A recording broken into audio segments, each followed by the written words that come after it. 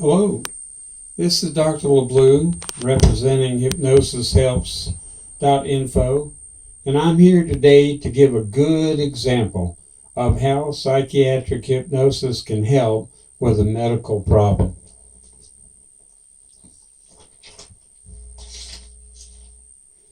As you may know, hypnosis was once viewed as a viable treatment approach for a wide variety of psychiatric and psychological as well as medical conditions.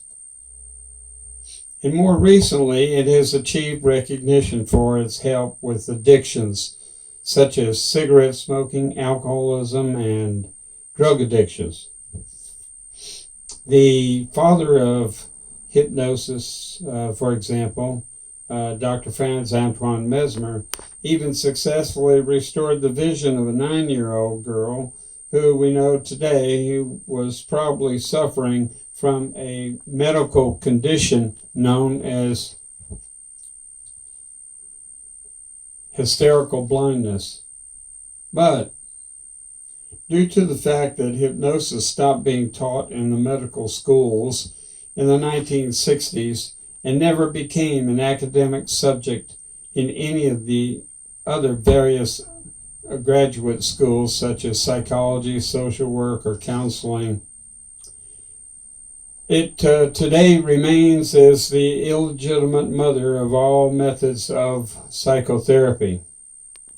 Also, due to hypnosis being used for entertainment purposes, many professionals, as well as the public in general, has lost confidence in hypnosis as a viable treatment approach for the treatment of medical or psychological disorders.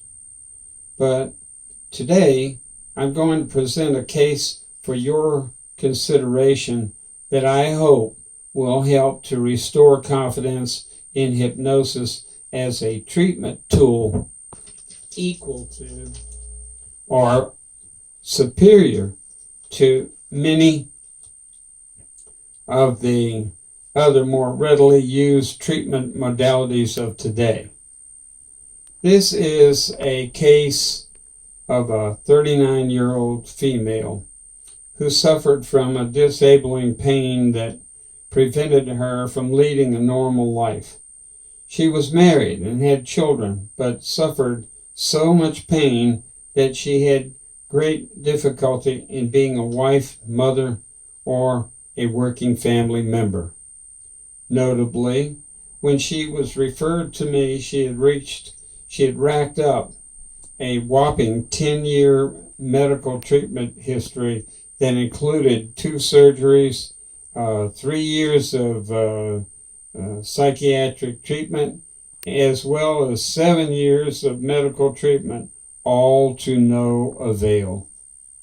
And significantly, the 3 psychiatrists that worked with her for a year each had been teachers of mine, but they had no training in psychiatric hypnosis, and each of them spent a year each in attempting to help this patient.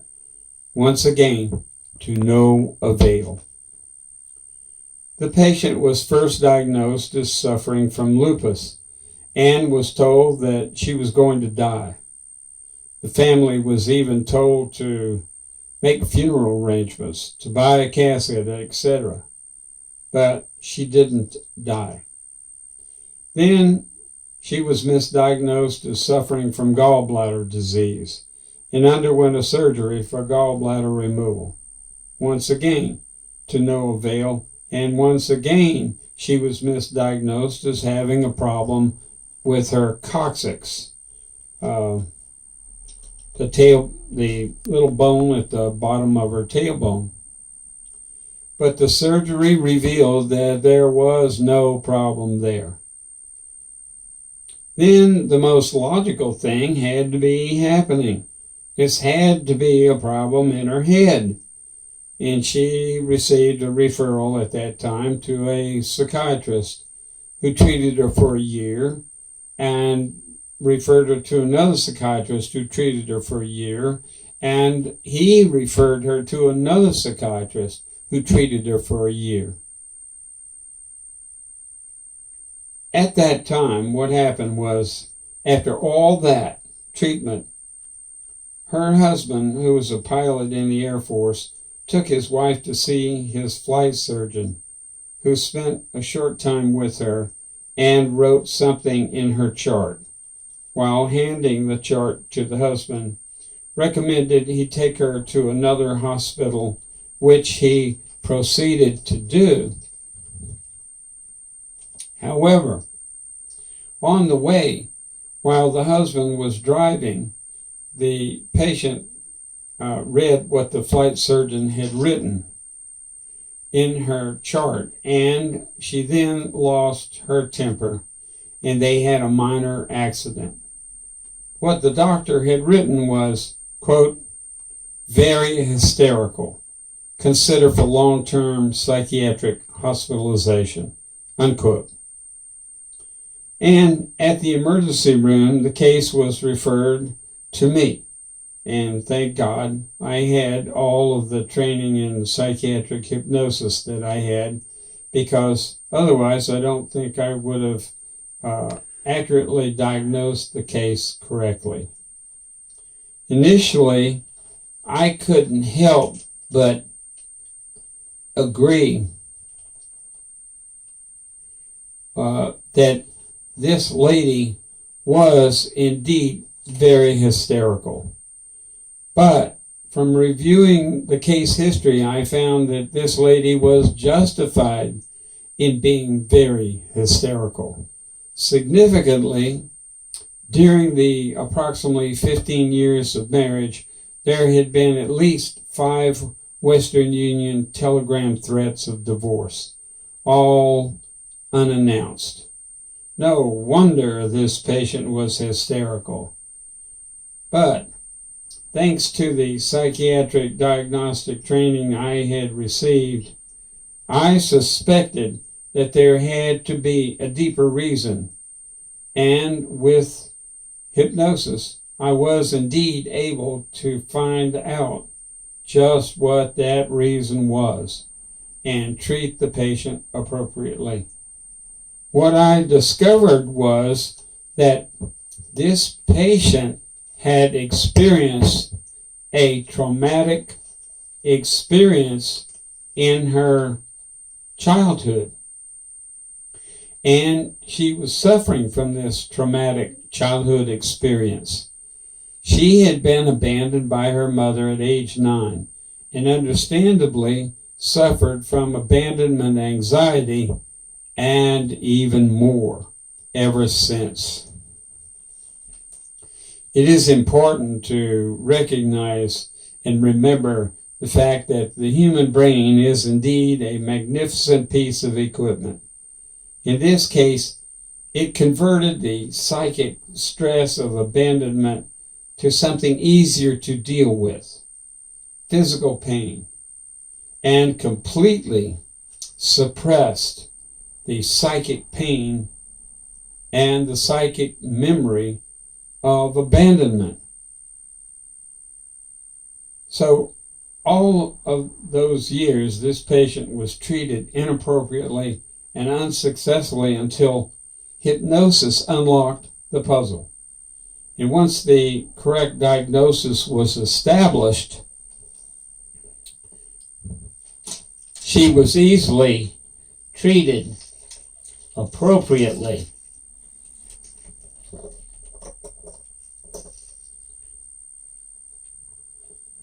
Relatively easily with hypnotic therapy. And indeed, this patient returned to normal functioning in about 8 weeks with routine hypnotic treatment. My question is an obvious one. Could 10 years of medical treatment with multiple misdiagnoses have been avoided in this case if a psychiatric hypnosis evaluation had been done in the first place. The sad thing is that this case is not a rare one. And in future videos, I'm going to be sharing other similar cases. By the way, in anticipation of doubters about this case report, let me just say that I have written letters which prove this case, and I'd be happy to answer any questions that someone might pose for me. If nothing else, this case proved the diagnostic power of hypnosis. That this lady was in fact abandoned at age 9 was not something she dreamed up, and it made logical psychiatric sense in that it was very instrumental in restoring this patient to normal functioning. Also, this case will always remind me that under hypnosis, people can remember 60 to 80% more than they can in the waking state, whether it is a suppressed memory or not. I'd like now to say thank you for giving this case consideration, and I hope it gives you a greater awareness of the tremendous diagnostic potential of hypnosis for psychiatric, psychological, and medical disorders. Once again, thank you for listening and